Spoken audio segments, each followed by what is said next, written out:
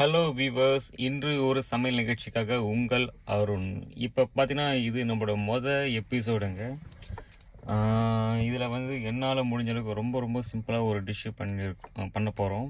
அதாவது village style லேம் spicy கறி அப்படின்னு சொல்லிட்டு நம்ம நார்மலாக நம்ம கிராமத்தில் அந்த காலத்து பாட்டிங்க எப்படி பண்ணுவாங்களோ அந்த மாதிரி ஒரு சிம்பிளான ஒரு டிஷ்ஷு, கொஞ்சம் ஸ்பைசியாக. இது நம்மளுடைய எபிசோடுனால ஒரு பதட்டம் கண்டிப்பாக இருக்கும். அதே மாதிரி இந்த எடிட்டிங்கெல்லாம் வந்து கொஞ்சம் மொக்கையாக தான் இருக்கும். ஆனால் கொஞ்சம் அட்ஜஸ்ட் பண்ணிங்க. வருங்காலத்தில் வந்து ஒரு நல்ல குவாலிட்டியான ஒரு வீடியோஸ், நல்ல ஒரு டிஷ்ஷை வந்து நாங்கள் இம்ப்ரூவ் பண்ணிப்போம். அதனால் இது கொஞ்சம் பார்த்து அட்ஜஸ்ட் பண்ணிங்க. வாங்க நம்ம வந்து நம்மளுடைய நிகழ்ச்சிக்கு போகலாம். உங்களுடைய எந்த ஒரு டவுட்ஸ் இருந்தாலும், எந்த ஒரு குட் கமெண்ட்ஸ், பேட் கமெண்ட்ஸ் எதுவாக இருந்தாலும் கீழே கமெண்ட்ஸில் வந்து நீங்கள் தெரியப்படுத்தலாம். உங்களுக்கு என்ன ஒரு டிஷ் வேணாலும் வந்து நீங்கள் சொல்லலாம். அதை வந்து கண்டிப்பாக பண்ணுவோம். அதை வாங்க நம்ம நிகழ்ச்சி போகலாம்.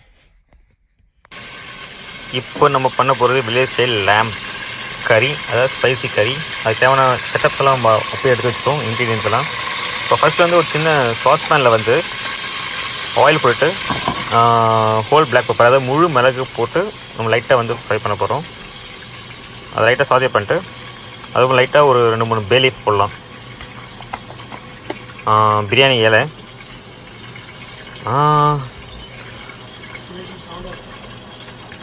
போட்டு பொறுமையாக வந்து நம்ம சாதியம் பண்ணிட்டு சைடில் வந்து இந்த சில்லிஸு, ஆனியன், இந்த பச்சை மிளகா ஒரு 4-5, வெங்காயம் ஒரு 1.5, அடுத்து தக்காளி, இதெல்லாம் வந்து நீங்கள் முன்னாடியே வந்து கொஞ்சம் ஸ்லைஸ் பண்ணி வச்சுங்க, ரெடியாக வச்சுங்க.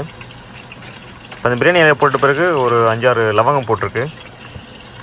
அதுக்கப்புறமா ஒரு 4 ஏலக்காய். உங்களுக்கு தேவையான இன்னும் 2 கூட நீங்கள் ஆட் பண்ணிக்கலாம். போட்டு இதெல்லாம் வந்து நீங்கள் ஸ்லோ ஃபயரில் வந்து கொஞ்சம் வதக்கணும். அப்புறம் ஒரு சின்ன பட்டை,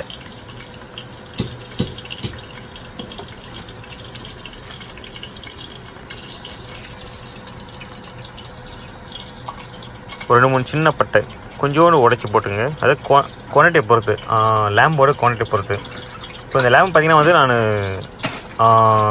லேம்போட லெக் கோட்டர், போன்லெஸ், அதை வந்து நாங்கள் ரெடி பண்ணியிருக்கோம். அதை வந்து சின்ன சின்ன க்யூப்ஸாக கட் பண்ணிவிட்டு, போன்லெஸ் இல்லையா, அதனால் வந்து சின்ன சின்ன க்யூப்ஸாக கட் பண்ணிவிட்டு யூஸ் பண்ணுறோம். அது கொஞ்சோண்டு சீரகம், இதெல்லாம் எண்ணெயில் ஆட் பண்ணிவிட்டு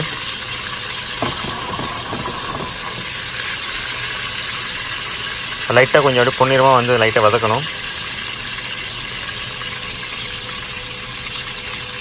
ஒரு 7-8 கறிவேப்பிலை,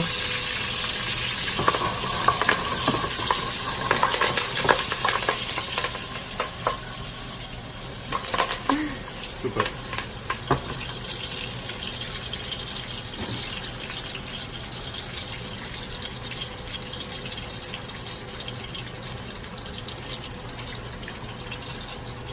அப்புறம் ஒரு 1.5 வெங்காயம், ஒரு நல்ல பெரிய முழு வெங்காயம், ஒரு 1.5 வெங்காயம் போட்டு நல்லா ஃபைனாக ஸ்லைஸ் அடிச்சுட்டு அதை போட்டு வதக்கலாம்.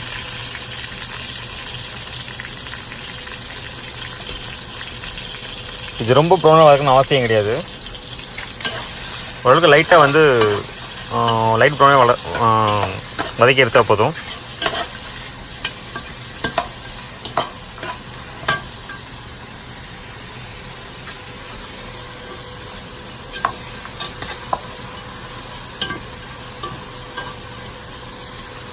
இந்த டிஷ்ஷு பார்த்திங்கன்னா அந்த காலத்தில் நீங்கள் நிறைய கிராமத்தில் வந்து பாட்டி வீட்டெல்லாம் சாப்பிட்ருப்பீங்க. ரொம்ப சிம்பிளாக பண்ணுவாங்க, ஆனால் பயங்கர டேஸ்ட்டாக இருக்கும். ஆனால் அவங்க நிறைய அரைச்சி போடுவாங்க. நிறைய மசாலாஸ் எல்லாம் பார்த்திங்கன்னா வந்து நம்ம south Indian masala, Indian spices எல்லாம் வந்து ரொம்ப அரைச்சி போடுவாங்க. இது அந்தளவுக்கு இல்லாமல் ரொம்ப சிம்பிளாக இருக்கிறத வச்சு நம்ம எப்படி பண்ணலாம்.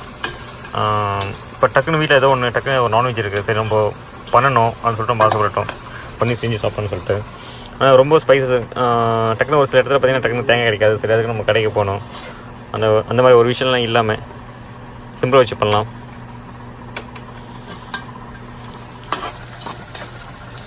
இப்போ பார்த்திங்கன்னா வந்து பூண்டு வந்து கொஞ்சம் லைட்டாக ஸ்லைஸ் அடித்து போட்டுருவோம். உள்ள சின்ன சின்னதாக துண்டாக வெட்டி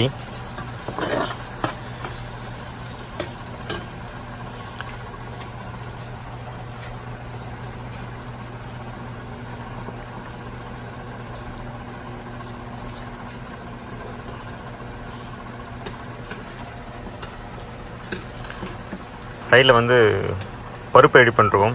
சரி, இது வந்து லைட்டாக ஒரு மாதிரி செமி கிரேவியாக ரெடி பண்ணிவிட்டு சும்மா சாம்பார் மாதிரி, கிள்ளி போட்ட சாம்பார் மாதிரி, அதாவது கொஞ்சம் தண்ணியாக இருக்கும் கிள்ளி போட்ட சாம்பார்ன்றது.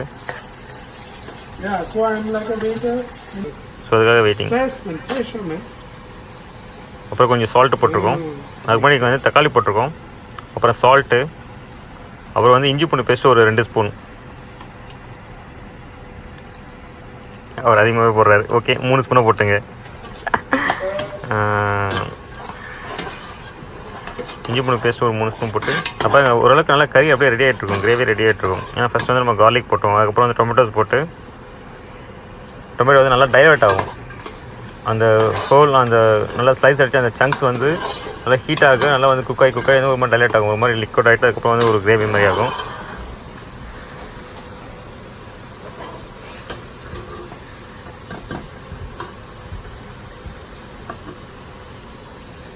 உங்களுக்கு பார்த்தா அந்த ஒரு ஸ்ட்ரக்சர் வரும், லைட்டாக அந்த ஒரு கிரேவியோட இது வரும். அதுக்கப்புறம் வந்து டர்மரிக் பொடி, மஞ்சள் பொடி தேவையான அளவுக்கு, சும்மா ஒரு டீஸ்பூனில் வந்து ஒரு 3/4 குவான்டிட்டி.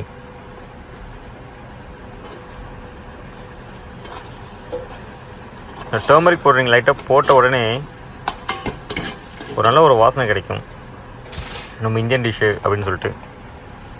அப்புறம் வந்து சில்லி பவுடர், மிளகாப்பொடி, உங்களுக்கு எவ்வளோ ஸ்பைஸ் வேணுமோ அது தகுந்த மாதிரி போட்டுக்கலாம். இதில் வந்து ஒரு 2 ஸ்பூன் யூஸ் பண்ணியிருக்கோம். அடுத்து கொரியாண்டர் பவுடர், மல்லித்தூள், மல்லிப்பொடி அது லைட்டாக போட்டிருக்கோம்.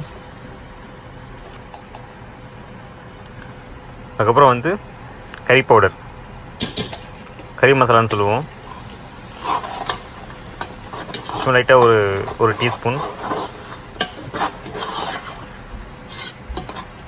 இதெல்லாம் போட்டு நம்ம லைட்டாக வந்து மிக்ஸ் பண்ணும்போது நமக்கு அந்த கறியோட ஸ்ட்ரக்சர், அந்த ஃப்ளேவர் அண்டு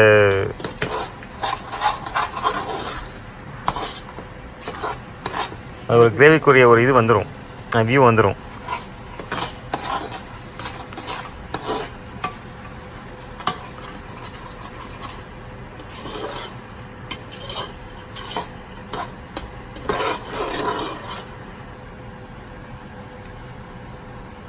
அதுக்கப்புறம் வந்து சின்ன சின்ன க்யூப்ஸ் பண்ண லேம்போட லெக் கோட்டர், அதாவது போன்லெஸ், எலும்பு இல்லாமல் வெறும் மீட் மட்டும் வந்து சின்ன சின்ன க்யூப்ஸை போட்டு அதை நல்லா சுத்தமாக வாஷ் பண்ணிட்டு, உங்களுக்கு தேவைன்னா வந்து கொஞ்சம் டர்மரிக் போட்டு கொஞ்சம் சால்ட்டும் போட்டு நல்லா வாஷ் பண்ணிவிட்டு,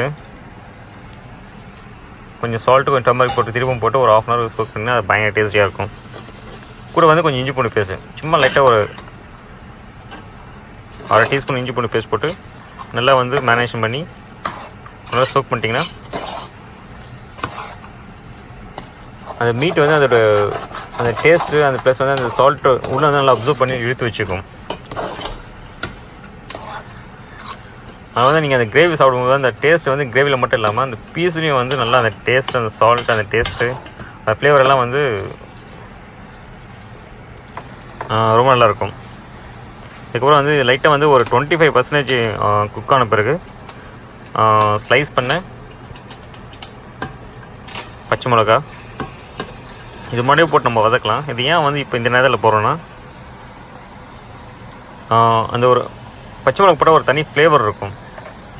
ஸோ வந்து அது மீட்டோட நல்லா அப்சர்வ் பண்ணி எடுக்கும். அதனால் உங்களுக்கு தேவை நீங்கள் முன்னாடியும் போட்டுக்கலாம்.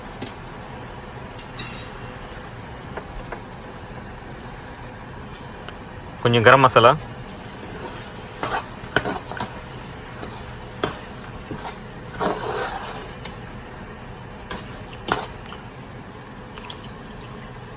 பார்த்திங்கன்னா வந்து நம்ம தேவையான அளவுக்கு தண்ணி ஊற்றிக்க வேண்டியதான். தண்ணி ஊற்றிட்டு நீங்கள் அப்படியே அதை குக் பண்ணிட்ட பிறகு ஓரளவுக்கு வந்து அப்படியே ஒரு கிரேவி ரெடி ஆகிடும். ஸோ உங்களுக்கு ரொம்ப கிரேவி வேணும் வந்து நீங்கள் நிறைய தண்ணி ஊற்றிக்கலாம். கிரேவி வேணாம் கொஞ்சம் லைட்டாக வந்து செம்மியாக வேணும்னா தண்ணி கம்மி பண்ணிக்கலாம். இப்போ ஓரளவுக்கு வந்து ரெடி ஆகிட்ருக்கும். இது ஒரு 5 minutes வந்து நம்ம குக் பண்ணாலே போதும், கிரேவி ரெடி ஆகிடும். தண்ணி வச்சுட்டு பிறகு ஏன்னா முன்னாடி நம்ம குக் பண்ணிட்டோம்.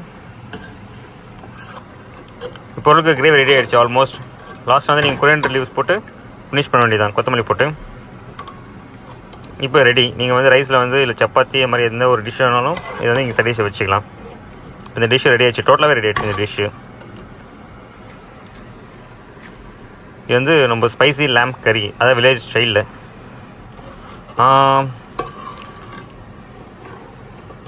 இது பார்க்குறதுக்கு ரொம்ப அழகாக இருக்குது, சாப்பிட்ற மாதிரி. நீங்களும் ட்ரை பண்ணுங்கள். ட்ரை பண்ணி நீங்களும் சொல்லுங்கள். கீழே கமெண்ட்ஸ் எங்களுக்கு தயவுசெய்து கொடுங்க, எப்படி இருக்குது, ஓகேவா இல்லையா, நீங்கள் ட்ரை பண்ணிட்டு.